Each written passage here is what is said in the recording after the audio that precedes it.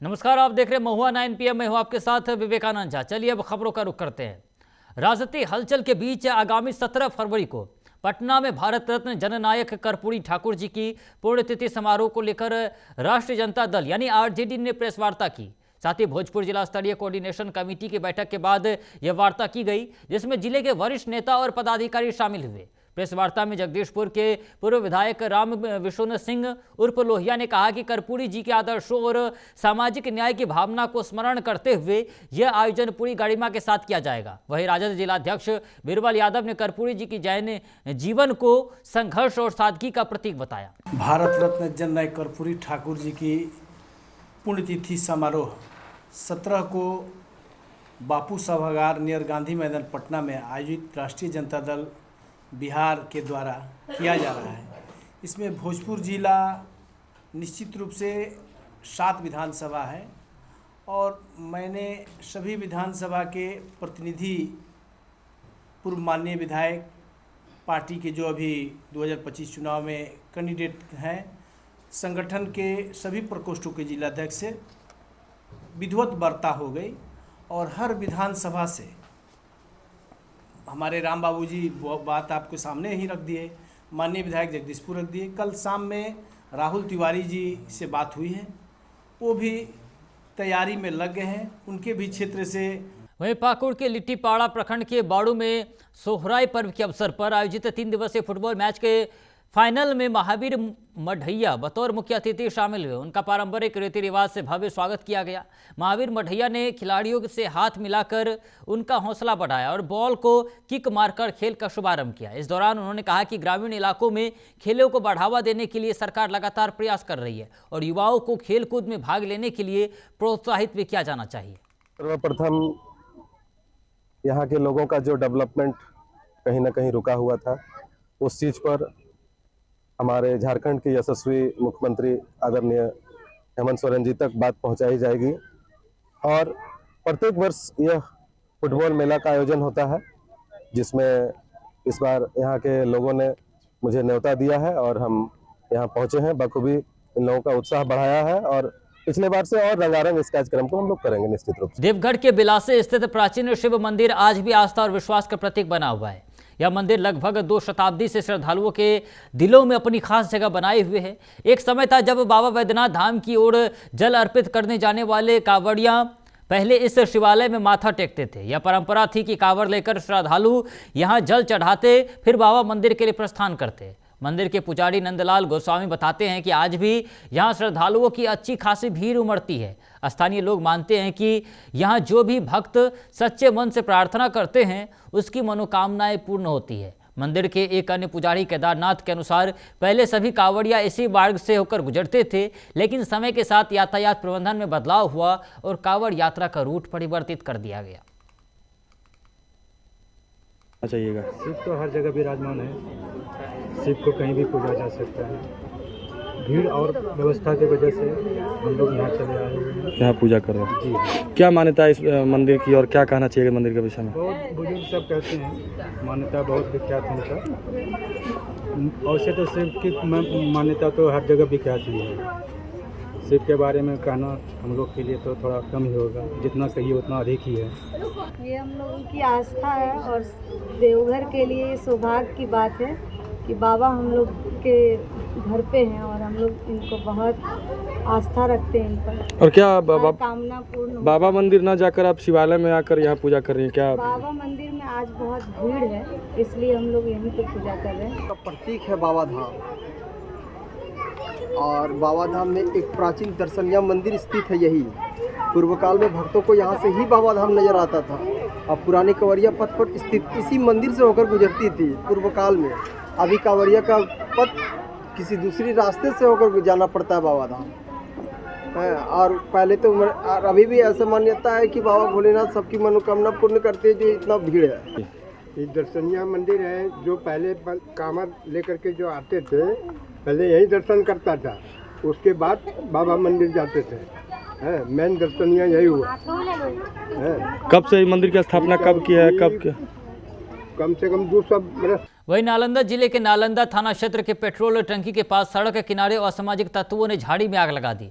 आग की तेज लपटें इतनी भयंकर थी कि केवल 10 मिनट में पास स्थित पेट्रोल टंकी और सड़क किनारे खड़ी 2 बसों को अपनी आगोश में ले सकती थी। सूचना मिलते ही अग्निशमन विभाग की टीम मौके पर पहुंचकर झाड़ी में लगी आग पर काबू पाने में सफल रही। इससे एक बड़ा हादसा होने से टल गया। स्थानीय लोगों ने भी टीम की तत्परता और समय पर आग पर काबू पाने की सराहना की है। वहीं मैनाटांड प्रखंड के मैनाटांड खेल स्टेडियम में जनता ट्रॉफी क्रिकेट टूर्नामेंट का आयोजन हुआ। इस टूर्नामेंट में कुल 8 टीमें भाग ले रही है, जिनमें नेपाल की एक टीम भी शामिल है। टूर्नामेंट का विधिवत उद्घाटन प्रमुख प्रतिनिधि गणेश शाह और थानाध्यक्ष मैनाटांड ने फीता काटकर किया। आज का उद्घाटन मैच लोरिया और बेतिया के बीच खेला गया, जिसमें बेतिया की टीम ने शानदार जीत दर्ज की और मैच के दौरान दर्शकों को बेहतरीन खेल देखने को वो मौका मिला और वे उत्साहित रहे। इस मौके पर आयोजन समिति के अध्यक्ष पवन कुमार ने भी कार्यक्रम में भाग लिया और आयोजन की सफलता के लिए शुभकामनाएं भी दी। वहीं आज जनपद औरैया के ककोड़ क्षेत्र में 3 दिवसीय बूढ़ा दाना महोत्सव का भव्य शुभारंभ हुआ। जिलाधिकारी डॉक्टर इंद्रमणि त्रिपाठी ने फीता काटकर इस महोत्सव का उद्घाटन किया, जबकि पुलिस अधीक्षक अभिषेक भारती भी इस अवसर पर मौजूद रहे। उद्घाटन के साथ ही क्षेत्र में उत्सव का माहौल बन गया और लोग मेले का आनंद लेने पहुंचे। महोत्सव में 1 सैकड़ा से अधिक दुकानें लगी है, जहां बच्चों के खिलौने, आइसक्रीम, टिक्की, झूले और खजला जैसे मनोरंजन और खाद्य सामग्री की दुकान से भीड़ लगी है। यह मेला हर उम्र के लोगों को आकर्षित कर रहा है। साथ ही उद्घाटन के बाद जिलाधिकारी ने मेले का निरीक्षण किया और सुरक्षा व्यवस्था, साफ सफाई, बिजली और अलग अलग सुविधाओं का जायजा भी लिया। वहीं मैनाटांड थाना क्षेत्र के प्रखंड मुख्यालय स्थित मैनाटांड बाजार में साइबर कैफे दुकानों की जांच अभियान चला है। इस अभियान का नेतृत्व शंभू शरण गुप्ता ने किया। जांच के दौरान साइबर कैफे दुकानदारों में हलचल मची है, लेकिन अधिकारियों ने कोई भी आपत्तिजनक दस्तावेज नहीं पाया। इससे स्पष्ट हुआ कि स्थानीय साइबर कैफे नियमों के अनुसार संचालित हो रहे हैं। इससे पहले मैनाटांड प्रखंड विकास पदाधिकारी द्वारा भी दुकानों की जांच की गई थी। थानाध्यक्ष शंभू शरण गुप्ता ने कहा कि यह अभियान नियमित तौर पर किया जाता रहेगा, ताकि साइबर कैफे और इंटरनेट सेवाओं में किसी भी प्रकार की अनियमितता और अवैध गतिविधि को रोका जा सके। इस जांच से साइबर कैफे संचालकों और आम जनता में सुरक्षा और पारदर्शिता का संदेश गया है। गुप्त सूचना मिली थी कि ये कुछ साइबर कैफ है चौक पर, ये दस्तावेज में एडिट वगैरह करते हैं। इस सूचना पर हम लोग आए, अपने मेरे जो कंप्यूटर ऑपरेटर हैं उनको भी लाए थे, कंप्यूटर खुलवा के भी जांच की गई है। अभी तो वर्तमान में कुछ नहीं मिला है, लेकिन फिर भी लोग पर नज़र रखी जाएगी। कहीं से अगर सूचना मिली है तो इस पे नज़र रखी जा रही है और जांच की जाएगी। बरेली में मौलाना शहाबुद्दीन रजवी बरेलवी ने हाल ही में कहा कि 2 मुस्लिम महिलाएं बुर्का पहनकर कांवड़ यात्रा में शामिल हुई थी। उन्होंने लोगों से सवालों का जवाब देते हुए शरीयत का हुक्म स्पष्ट किया। मौलाना शहाबुद्दीन रजवी ने कहा कि इस्लाम का अनुयायी दूसरे धर्मों के धार्मिक कार्यक्रमों में नहीं अपना सकता। कांवड़ यात्रा हिंदू धर्म का धार्मिक आयोजन है और यदि कोई मुस्लिम इसे अपनाता है तो यह नाजायज़ है। आजकल 2 बुर्कापोश महिलाओं का चर्चा काफ़ी है और सोशल मीडिया पर भी काफ़ी बहस का मौजू बना हुआ है। वो 2 महिलाएं बुर्कापोश हैं, बुर्का पहने हुए हैं और उनके कंधे पर कांवड़ है। इसके बारे में बहुत सारे लोग मसले शरई पूछ रहे हैं कि शरीयत की रोशनी में इन 2 महिलाओं का क्या हुक्म है। क्या मुस्लिम महिला बुर्का पहन करके कांवड़ यात्रा, कांवड़ लेकर के जल अभिषेक कर सकती है या नहीं? तो इस सिलसिले में सीधा सीधा शरीयत का हुक्म है कि इस्लाम का अनुयायी मर्द हो या औरत, इस्लाम के उसूलों को मानने वाला शख्स कोई भी हो, वो दूसरे मजहब के शिआर को। वहीं अपराध नियंत्रण अभियान के तहत कानपुर देहात पुलिस को बड़ी सफलता हाथ लगी है। थाना भोगनीपुर पुलिस ने करियापुर गांव के पास कबूतरा डेरा स्थित एक खड़गहड़नुमा मकान में छापा मारकर अवैध शस्त्र निर्माण कर रहे 2 अभियुक्तों को गिरफ्तार किया है। गिरफ्तार आरोपियों की पहचान अयोध्या प्रसाद और उसके पुत्र नमित के रूप में हुई है। पुलिस ने मौके से 5 अवैध पिस्टल, 32 बोर का और मैगजीन, 1 तमंचा 32 बोर, 3 तमंचा 315 बोर और 1 अर्धनिर्मित 12 बोर तमंचा, कारतूस और भारी मात्रा में शस्त्र निर्माण उपकरण बरामद किए हैं। क्या है पूरा? देखिए, ये 2 शातिर जो तस्कर थे, आदतन जो तस्करी करते थे अवैध असलहों की और उनके निर्माण का कार्य भी करते रहे हैं, उन दोनों को भोगनीपुर की चौकी अमरोधा के करियापुर गांव के पास एक कबूतरा डेरा है, वहां पर वो लोग एक अवैध शस्त्र निर्माण करने की छोटी सी अपनी प्रक्रिया को उन्होंने 15-20 दिन पहले इधर चौकी क्षेत्र में प्रारंभ किया था, जिसकी सूचना हम लोगों को मिली। इस पर लगातार थाना भोगनीपुर की टीम और एसओजी की टीम की नज़र थी और इसको पूरी तरह से डेवलप करके और इसके बाद इन दोनों को पकड़ा गया है, जिनमें से कि अयोध्या प्रसाद पुत्र छक्की लाल, जिन पे लगभग 13 मुकदमे पूर्व में भी इन्हीं सब मामलों में है, और उनके पुत्र नमित पुत्र अयोध्या प्रसाद जो कि 38 वर्ष का युवक है। इन दोनों को हमने अरेस्ट किया है और इनके कब्जे से 5 पिस्टल 32 बोर की, एक तमंचा 32 बोर का, 3 तमंचे 315 बोर के और एक अर्धनिर्मित 12 बोर की पिस्टल और कुछ खोखा कारतूस। वहीं फागुन मास में महाशिवरात्रि की पावन अवसर पर जिलाधिकारी मयूर दीक्षित ने बिल्केश्वर महादेव मंदिर पहुंचकर विधि विधान से पूजा अर्चना की और भगवान शिव का जलाभिषेक किया। उन्होंने प्रदेश की सुख समृद्धि और शांति कांवड़ यात्रा की कामना की। इस दौरान जिलाधिकारी ने मंदिर परिसर और आसपास की सुरक्षा व्यवस्थाओं का भी निरीक्षण किया।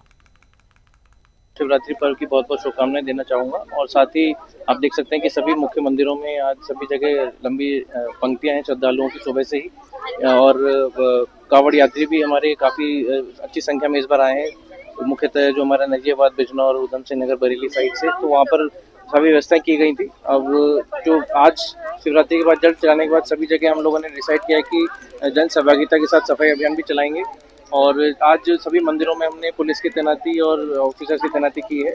तो कांवड़ यात्रा को लेकर ये तैयारी पूरी की गई है और लगातार पूरे देश भर में महाशिवरात्रि के अवसर पर लाखों श्रद्धालुओं ने हिस्सा लिया और उन्होंने कांवड़ यात्रा में भाग लिया। और इस दौरान तस्वीरें अलग अलग जगह से हमने आपको दिखाई और ये तस्वीर हरिद्वार से भी है, जहां पर कांवड़ यात्रा के दौरान जो है वो अनोखा दृश्य देखने को मिला। लोग शिव भक्ति में जो है वो विलीन हो गए थे।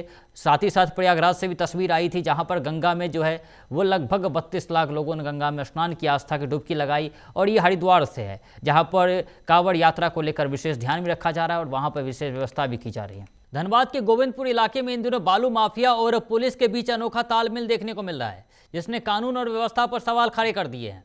वायरल हो रहे ऑडियो में बालू सिंडिकेट से जुड़े रसूखदार प्रदीप मंडल और चीकू मंडल उर्फ असीम मंडल गाड़ी मालिकों को चेतावनी देते हुए नजर आए हैं।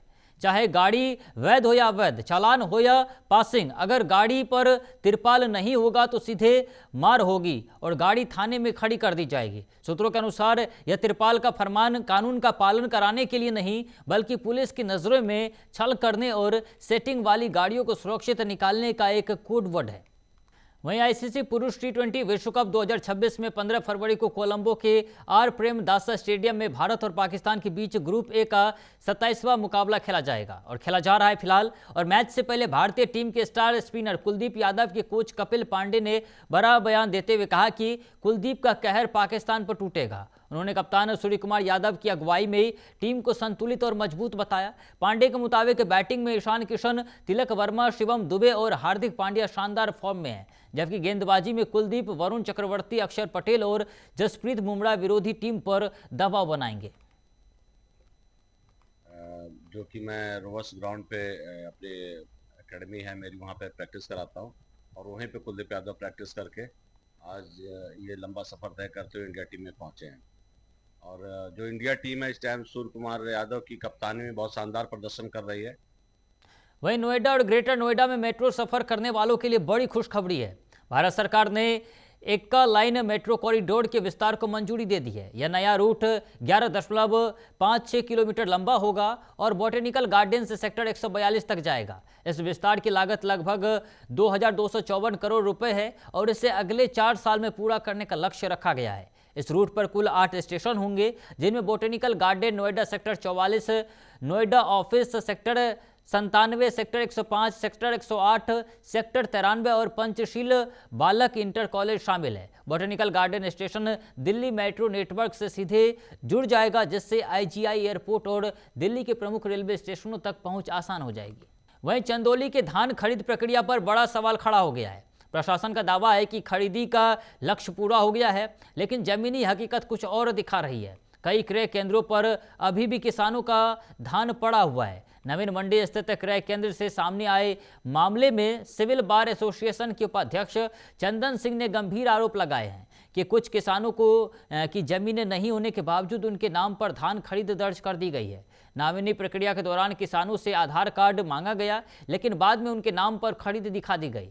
चंदन सिंह ने कहा कि बिचौलियों ने कूट रचित दस्तावेजों के जरिए यह घोटाला किया है। उन्होंने अधिकारियों से मामले की जांच कराने और आरटीआई के जरिए सच्चाई सामने लाने की बात कही है। मेरा मामला यह है कि मेरे पिताजी का रजिस्ट्रेशन जो धान खरीद बिक्री के लिए किया जाता है मैंने कराया है। उसमें नामनी के लिए मैंने अपना आधार कार्ड दिया और मेरे नाम का दुरुपयोग करके जो है और किसी ने जो मेरा किसान बना दिया मुझे, जबकि मेरे नाम पे कोई जमीन नहीं है ना कुछ है, मेरे नाम पे कुछ नहीं है। ठीक है। और दूसरी बात यह है कि इसमें 80% जो किसानों का जो है ध्यान जो है ये बिचौलिया जो है इसमें अपना जो है आधार कार्ड लगा के जो कि कोई किसान नहीं है। इसमें 30-40% किसान की ही बिक्री और खरीद बिक्री हो रही है जो किसान नवीन मंडी में, बाकी सबकी जो है 80। फिलहाल के इस खास बुलेटिन में इतना है। ऐसे तमाम खबरों के लिए देखते रहिए महुआ खबर। नमस्कार।